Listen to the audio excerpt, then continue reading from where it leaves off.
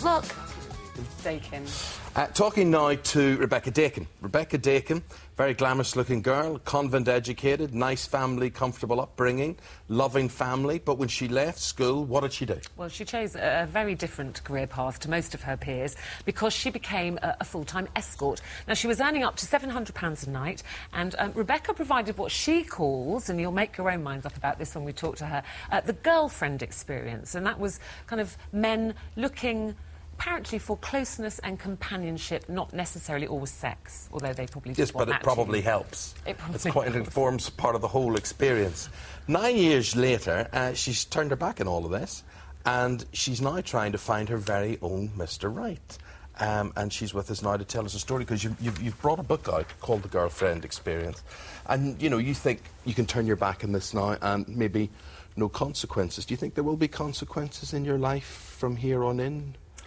Will Mr. Right see you as Mrs. Wrong, basically? If he does, then he's obviously not Mr. Right, is he? I think there's going to be someone out there for me, and obviously it's got to be somebody that's very open-minded, and yeah, I'm sure there's someone. I'm not ashamed of anything that I've done, and I want somebody to like me for who I am, so... Well, we want to know, we want to find out who you are, Rebecca. We can understand how a lot of men would want the girlfriend experience. We can understand why they would want to do it, but why would you want to do it? I'd been to college, I'd been to university, didn't particularly do very well, and I suppose I was a bit impatient. It was just like, I want to earn loads of money, what can I do?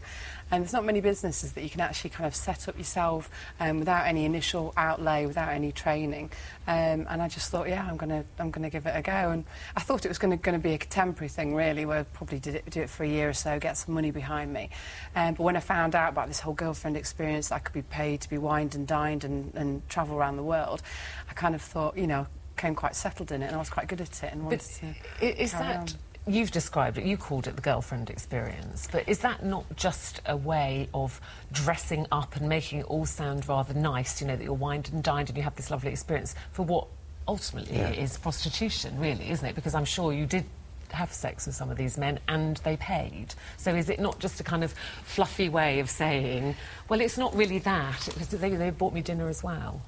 No, I think the girlfriend experience is a term that's used very widely in the escort world. It's either the girlfriend experience or the porn star experience. Obviously, a porn star experience is about the sex, whereas the girlfriend experience, it's more like a real date where you're being taken out, you're being wined and dined. Anything that I did was my choice. They weren't paying for that. I think, you know, with prostitution, you're paying for sex. But these guys are spending quite a lot of money, thousands of pounds. But it was still a business to you. It's a business, yeah, I run it as a business. Did you, I mean, we can see, you know, again, how they would be attracted to you. Were you ever attracted to them? I would say I look for the good in people, and so to me it wasn't... I didn't necessarily want to see the best-looking guys, because they weren't necessarily the nicest people. So, you know, if somebody wasn't particularly attractive, I usually find something about them that I've found attractive, and as long as they treated me well and, you know, had some interesting fun times. Did that, you know, sometimes you see films and a lot of girls, right up there, one of their all-time favourite films is that Pretty Woman film with Richard Gere.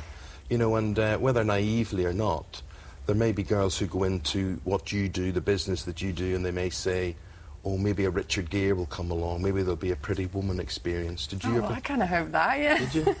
Well, obviously that would have been the ideal thing. I mean, it wasn't... I didn't expect it to happen, but there was always in the back of my mind, oh, I wonder if I'll get whisked away. But no, unfortunately, I never found anyone that I felt that way about. Were most of these men married men? Not most. I'd say it was probably about 50-50, so 50% were married and a lot of single guys. So the ones that were married and told you they were married, what was their excuse, I would call it, for paying for your girlfriend experience when they've got a wife at home? Maybe some of the wives paid for it too, did they?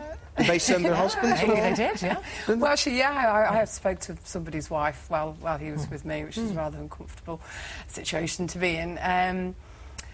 Sorry, I've forgotten the question. Well, no, I'm just interested because, you know, I think reading about you, and actually often we've interviewed escorts before who say, oh, well, you know, it's because that they're not being looked after by their wives at home, their wives aren't having sexual relations with them anymore, they're always tired, and that's why they come to me and I'm just a shoulder to cry on, which I think, you know, you are providing a service and that's your choice in what you do, and I'm not here to judge you, I'm actually judging the men, saying that to me is just an excuse for or, you know, listen, you want to go, listen, your wife's But maybe tired, it's true. she's got 3 kids. Sometimes, well, my answer to that would be yes, sometimes, you know, I think, I don't know, you just, yes, there's some of the guys you think, yeah, that's probably not exactly true. I'm not naive enough to believe everything that I'm told. But some of the stories I hear are just shocking. A guy who's he's married, he's been married, his wife's had severe mental problems, he didn't want to leave her because he didn't want to leave her kids because they'd end up being taken into care, and he's just kind of stuck in this cycle where he's completely not in love with her, but he can't, you know, the situation is that he can't leave her, so he finds a way to kind of sees escorts as a way that he can actually carry on living. He'd probably have a breakdown, I would imagine, if he was just... Do you believe that there are wives who, you know, have just got lazy about sex, gone off sex, they're more interested in the kids, and that the men, and that's why these men are coming to you? What would you say to those women? They need to sort the men out. You know, if you think that you're using sex as a weapon, they're going to get it elsewhere. That you can't...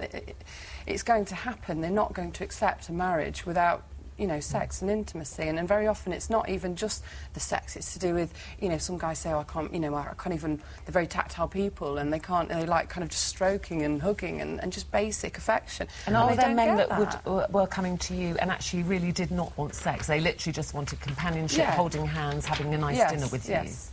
Yeah. Well, Rebecca, it's fascinating talking to you. As we say, we're not here judging you or anything else. You've put this down. You talk about this whole girlfriend experience.